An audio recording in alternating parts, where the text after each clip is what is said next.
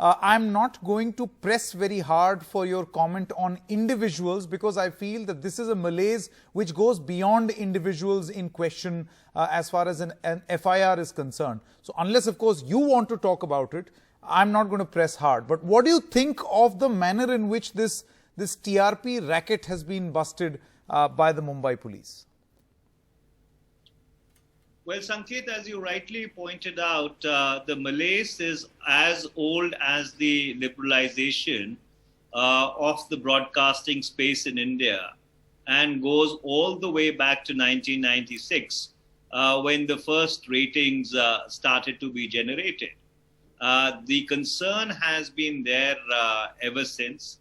In fact, if I recall correctly from the top of my head, Dr. Pranoy Roy wrote about it extensively in his book.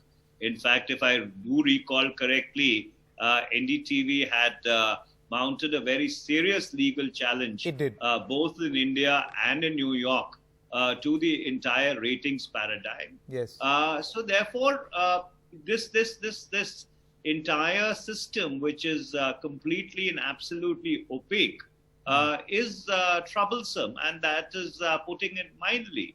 In fact, in the January of 2014, responding to the concerns from the broadcast industry, I had put an overarching legal architecture in place.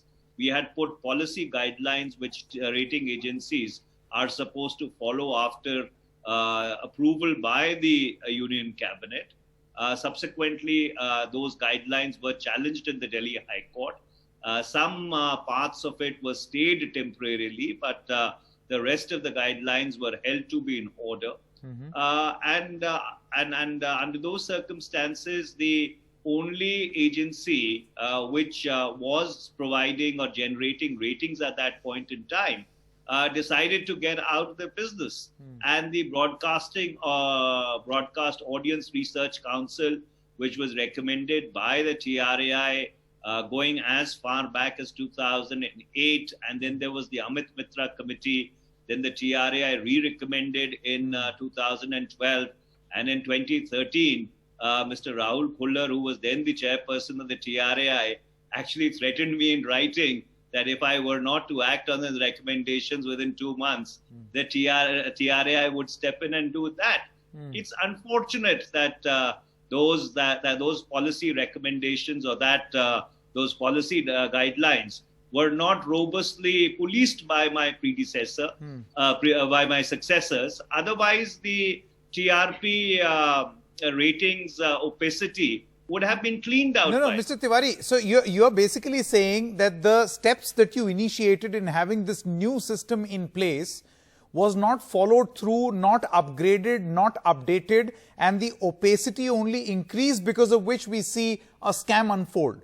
The original system was foolproof. Is that what you're saying? Well, the original system was flawed. The original system was completely flawed, and that's why the industry was complaining about it constantly. And that's why, as I earlier pointed out, NDTV had challenged it both in India and in New York, if I remember correctly. Dr. Roy has written extensively in his book. So therefore, the system was broken.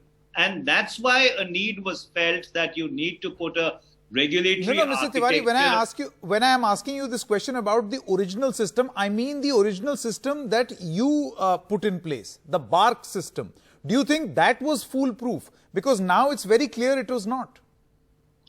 Well, the Broadcast Audience Research Council was recommended, as I earlier pointed out, by the Telecom Regulatory Authority of India repeatedly from 2008 onwards. There was a feeling that if there is an industry body in which all the stakeholders come together in order to create a ratings agency, that perhaps would be far, far more credible and transparent than the system which existed earlier.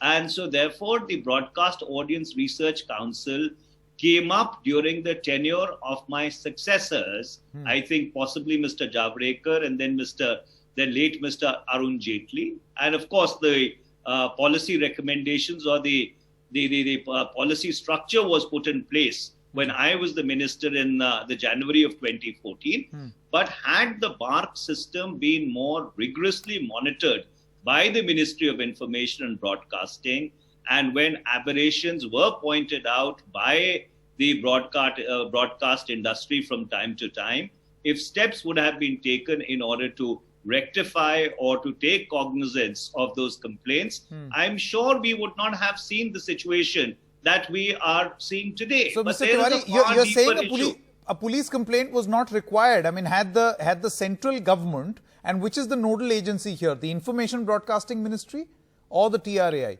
any of these agencies done their job, then a police complaint would not have been required. Is that what you're saying? Absolutely. The Information and Broadcasting Ministry is the licensor. They have licensing powers. And so therefore, if they did detect or if there were complaints with regard to a particular television channel or a group of channels trying to allegedly game the TRP system, if they would have acted, obviously, we would not have come to such a pass. But Sanket, there is a bigger problem. And the bigger problem is that the revenue models in the broadcast industry are completely and absolutely flawed. Globally, the revenue model is 60% subscription and 40% advertising. In India, the revenue model, unfortunately, is what I was trying to correct, even through the process of digitization, which we implemented in 2012 and 2013, was to correct the revenue models of the broadcast industry. So therefore, if you are 100% dependent on advertising, and the advertising is measured by a spurious currency called television or people's meters, which are only 40,000 in number. Earlier, they were only 25,000, and they are supposed to extrapolate what 190 million television homes, which is 900 million people who watch cable and satellite, what their preferences are. Obviously, the system is absolutely flawed.